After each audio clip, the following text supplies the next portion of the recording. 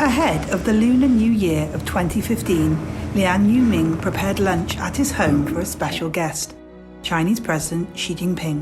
2015年回来，在我家吃的饭，我给安排了是吃的农家饭嘛。我原来吃的是榨菜呀、油糕，那个鸡肉、羊肉，他吃榨菜最多，还有南瓜，榨菜吃了有半碗。他喜欢吃榨菜。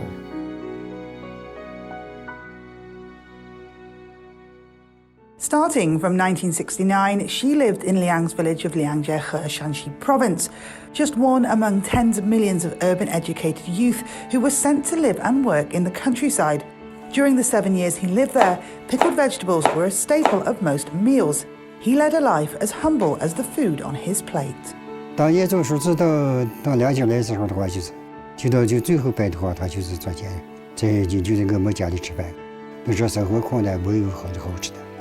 就是吃这个，日面烤鹅，到下午吃这个高粱面，大部分到冬天的话就吃酸菜。我们到冬天的话，酸菜就能吃半年，每家每户都要1-2大碗。The pickled vegetables of Shanxi are mixed with salt and allowed to sit for 20 days. Its simplicity produces what Xi calls one of the most delicious foods. 酸菜呢，成为我这个最好的这种美味佳肴啊，以至于到后来，我到现在我是还想念那个酸菜。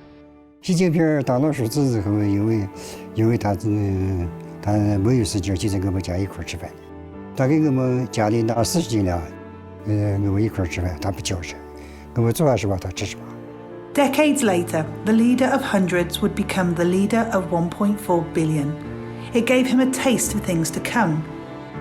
It was in Liangjie that a 15-year-old who, in his own words, knew nothing, learnt how to live and work. 他这个人就是这样，再吃少的饭他都咽着下，再穷的人他都给着吃。Xi's years in Liangjie cemented a concern for food security and nutrition. Life for the villagers was hard. Often no meat would grace their tables for months. 我很期盼的一件事是什么呢？就是让乡亲们饱餐一顿肉，并且今后能够经常吃肉。Today, for hundreds of millions across the country, meat is no longer the luxury it once was, as China has eliminated absolute poverty. During an inspection of Xi'an in April 2020, he walked into a restaurant and saw diners feasting on the province's signature dishes. He said, "These are all the tastes of my hometown." 俗话说呢，民以食为天。从这点我们可以感受到总书记对我们民生的关怀和对我们家乡的这份热爱。Understanding what people eat is an important part of inspection tours across the country. It has given Xi insight into how people really live. Food has also been a powerful tool in uniting people. When meeting Lian Chan, the former chairman of the Kuomintang Party in 2014 in Beijing, Xi served Lian, who was born in Shanxi province, some typical regional dishes, and the two chatted in the local dialect. And during a state visit in 2018, Russian President Vladimir Putin tried his hand at making local snacks from the city of Tianjin.